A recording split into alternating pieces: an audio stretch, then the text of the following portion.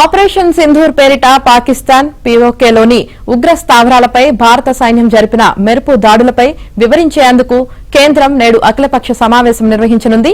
Parliament complex లోని library భవనంలో ఉదయం 11 గంటలకు ఈ సమావేశం జరగనుందని పార్లమెంటరీ వ్యవహారాల మంత్రి కిరణ్ రిజిజు తెలిపారు.